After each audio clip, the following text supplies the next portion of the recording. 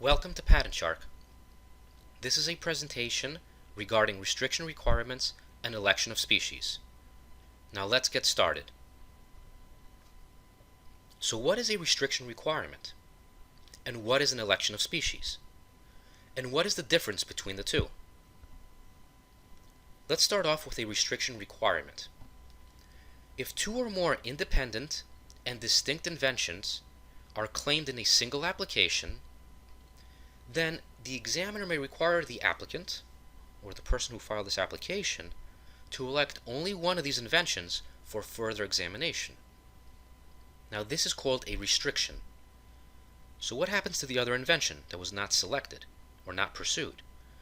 Usually those claims that refer to that other invention are withdrawn from consideration, and we'll talk about that in more detail below. So a restriction requirement indicates that the examiner believes that there are more than one invention in the application that was originally filed, and he believes that these inventions are patently distinct from each other. Now the examiner will provide a list of groups which represent the different inventions and will indicate why the examiner thinks that these are distinct from each other, and he will do this in an office action. Now these groups may be defined by listing groups of claims or by referring to the figures in the drawings. Now if he does the latter, in that case you will have to identify the claims which represent each group. So since the rule is one invention to one patent, you have to elect only one invention to proceed with in patent prosecution. The claims directed to that invention that you selected will be examined, and the claims that are directed to the other invention or inventions that you did not select will have to probably be withdrawn from consideration. Now that's not a problem, because you can file one or more divisional applications to pick up all those withdrawn claims, and this can happen at any time until the original application issues. So filing a divisional basically entails refiling the same exact application, with just the claims you did not elect in the original case. That's all. So there are two criteria for a proper restriction requirement between two or more, patently distinct inventions. So what are those criteria? Criterion number 1. Inventions are A, independent, or B, related, however they are distinct. So inventions are independent when they are not capable of use together or are not disclosed as being connected in design, operation, or effect. Inventions are related when they are disclosed as being connected in at least one of design, operation, or effect.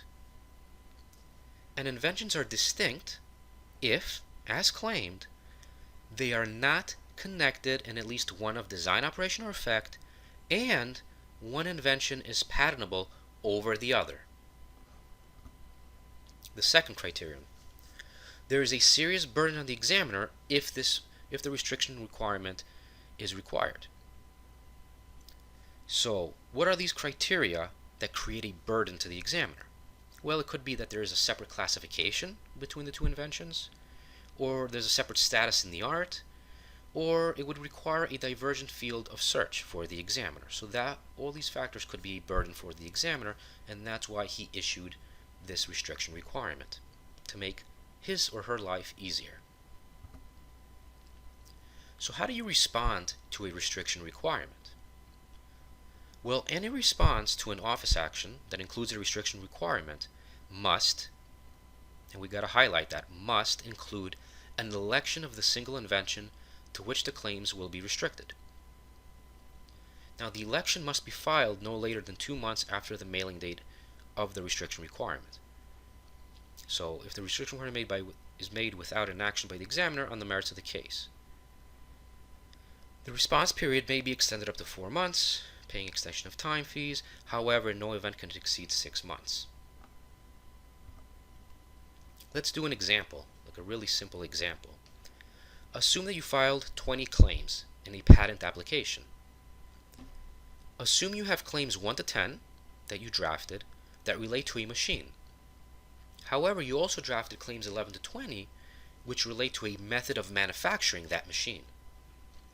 There's a good chance that the examiner may issue a restriction requirement saying that the application contains two separate and distinct or independent and distinct inventions, and therefore the applicant has to choose either claims 1 to 10 related to the machine or claims 11 to 20 that are related to the method of manufacturing the machine.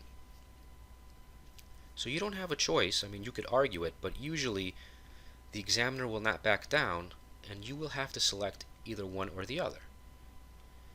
Then what you can do as the applicant is file a divisional applications on the claims that are now withdrawn.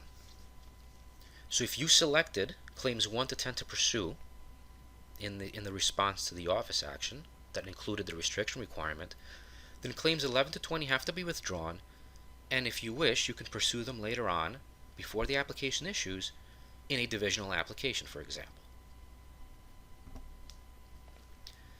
Now, enough with restriction requirements, let's get into election of species.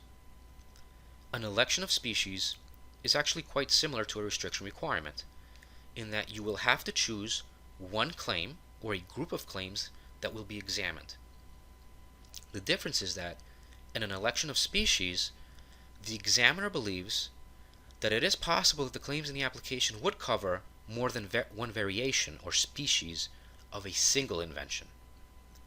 So if a generic claim, one which covers more than one species, is allowed, as a result of the patent prosecution or examination process, then other unelected species would also be covered by that generic claim, and those claims would also be allowed.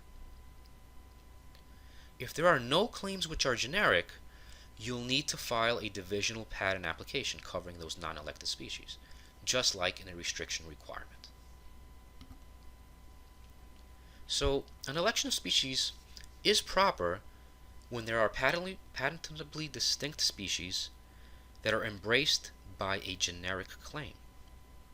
Now, the reasoning here is to avoid situations where the applicant simply adds new claims that introduce independent and distinct inventions after the examiner has not issued a restriction on the claims.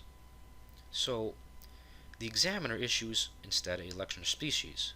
So for instance, here's a simple example saying that the examiner could say that figures 1 to 5 are distinct from figures 6 to 9, and that the applicant must elect one of those groups to pursue.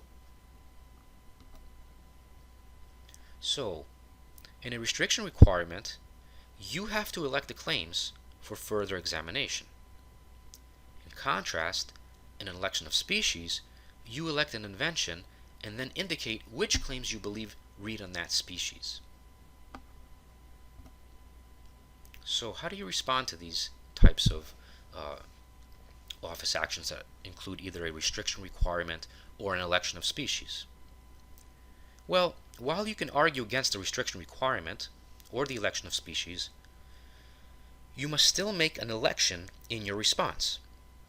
So even if you think that the requirement is not right, incorrect, inappropriate, whatever, it doesn't matter, you always have to make at least an election. You always have to do that. Now, you should also realize that while examiners will sometimes, compromise on the number of arrangements of groups in a restriction or election, if provided with sufficiently convincing arguments, but, they will almost never back down and completely withdraw the election or completely withdraw the restriction. That's extremely rare.